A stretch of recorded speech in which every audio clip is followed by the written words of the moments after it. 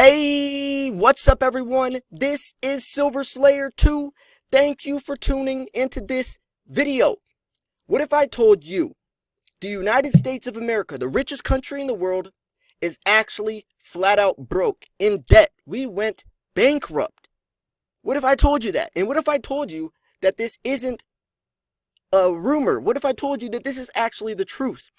The dollar's lost 98% of its purchasing power due to hyperinflation, and we are going downhill fast. That's what we're going to be talking about in today's video. Before we start, make sure to smash that like button. Make sure you subscribe. I also have a main channel primarily focused on precious metals. This is more about the economical, financial stuff behind the scenes, but they both are intertwined, so you really want to be subscribed to both. Let's jump into this video. So, it shows right here, the United States, U.S. nominal GDP, $21.44 trillion. The second closest country is China at 15%. But that doesn't make sense, Silver Slayer, because it shows right here the United States is actually almost $27 trillion in debt. This is the reality we live in. This is the reality. This number right here is never, ever going to start going down. It's only going up. And it's going to keep going up until the system collapses on itself, until the dollar completely crashes. What you can do, because there is no solution, there's no solution to this. There's no solution to this. There is an alternative though. That is precious metals. That is precious metals. Transferring your money into something with real value. Fiat currency no longer has value. I made a video earlier, a couple days ago on this channel, explaining why the dollar is worthless. I highly recommend you go check that out because I really dive into what intrinsic value means and why our paper currency is worthless. So the U.S. debt and how it got so big. What happened? Because once upon a time, a little backstory. Once upon a time, our money was backed by gold and silver. So when I would hand in my $20 bill, this could have got me in return $20 worth of gold. Or if I gave a store clerk a 50-cent walking liberty, not only was I paying 50 cents to the store clerk, but they were actually getting 50 cents of silver inside of that coin. But nowadays, our money doesn't have silver in it. Nowadays, there is no gold backing. The gold standard, silver standard's long gone. So what is our money based off of? One word, and that's faith. That's faith. If people think the dollar's valuable, then it is. If people lose faith, you can see where that can get dangerous, and especially right now with a global pandemic on our hands. So the U.S. debt is the sum of all outstanding debt owed by the federal government. On June 10th, 2020, it exceeded $26 trillion. The U.S. Treasury Department tracks the current total public debt outstanding, and this figure changes daily. The debt clock in New York also tracks it. So about 2/3 of this debt's held by the public. The government owes this to the buyers of U.S. Treasury bills, notes, and bonds, including individuals, companies, and foreign governments. The remaining third is intergovernmental debt. The Treasury owes this debt to its various departments who hold government account securities, such as Social Security, which is one of the biggest owners. These government account securities have been running surpluses for years, and the federal government uses these surpluses to pay for the other departments.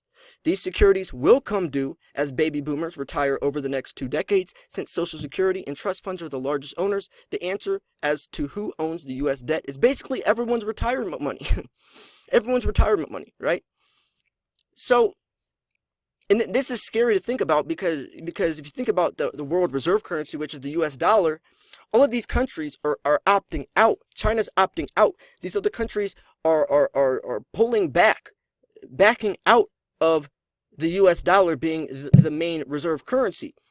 And that's going to cause a lot of problem since these other countries are in worse shape than we are, right?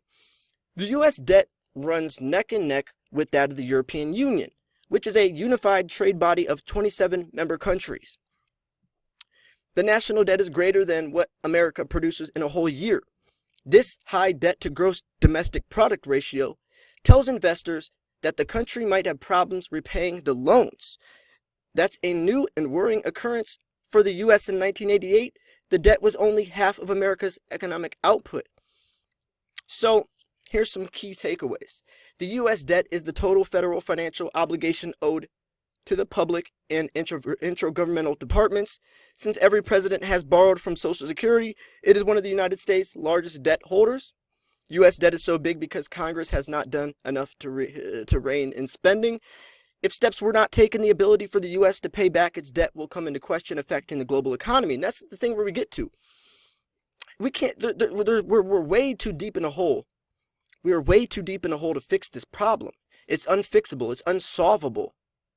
Right? You can't. There's no solution. There is only an alternative. And that's precious metals, and that's only saving yourself. There is no solution for the economy, for the country to fix itself.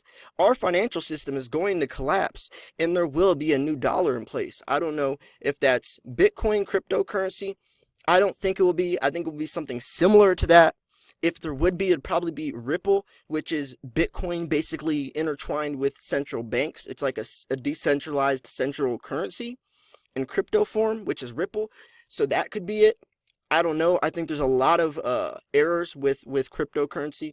I think Bitcoin still has a long way to go.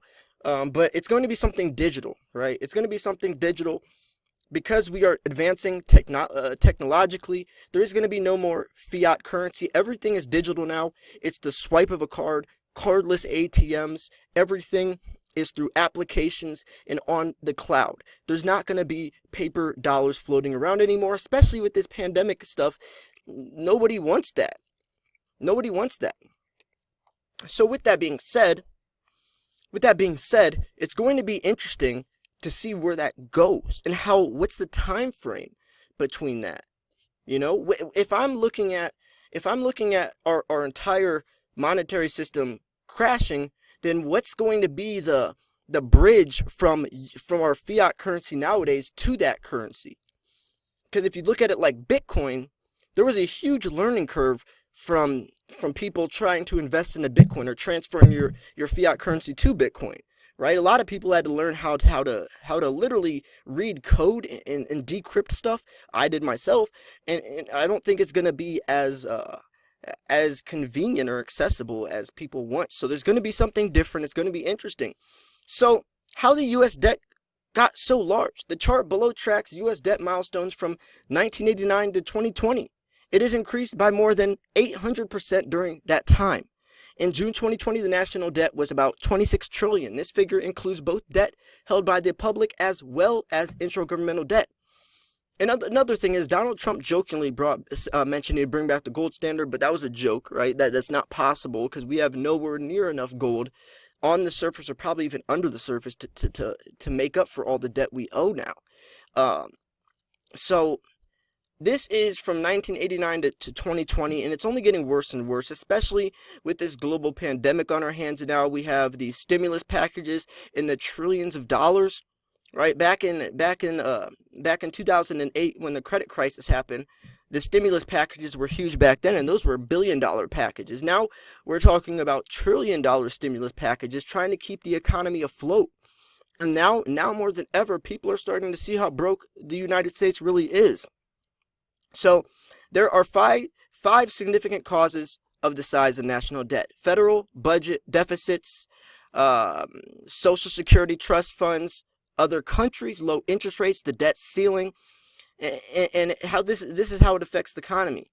So in the short run, the economy and voters benefit from deficit spending because it drives economic growth and stability. But over the long term, debt holders could demand larger interest payments. This is because the debt to GDP ratio increases, and they want compensation for increased risk. They won't be repaid. So lower demand for treasuries also puts downward pressure on the dollar.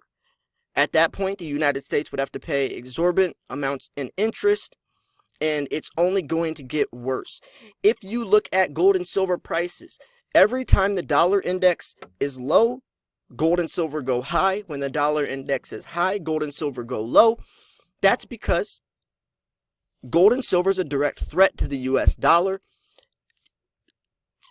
Money is something that cannot be created nor destroyed. So if governments know this, if governments know that their dollar is depreciating, if they know that their dollar is crashing, is burning, and people are transferring their money or their dollar, their fiat dollars, into gold and silver, you can see where the problem is. The governments, the banks are threatened by gold and silver because if you're in debt, you're a slave to the system and they can control you. It's a power move. They want to control you. When you're investing in the gold and silver, you're free. You are not in that loop. You're not in that vicious cycle. Your wealth is preserved. If you have $50,000 in a bank account and then another $50,000 in gold and silver, in 20 years, the $50,000 in your bank account will have drastically lost its purchasing power. Right now, maybe you could buy a Tesla with that. In 20, 30 years from now, you won't be able to. That $50,000 in gold and silver not only will hold its value, but the coins, each one of those coins appreciating is also more than likely as well. You can see how gold and silver is timeless and how the dollar is a ticking time bomb. I hope this video allowed you to see the reality of what's happening in the economy so you can take action. Thank you so much for tuning in. If you enjoyed this video, if you thought it was educational, informational, or at least just entertaining, make sure to smash the like button. Thanks for tuning in. This was Silver Slayer. I'll see you guys soon. Peace.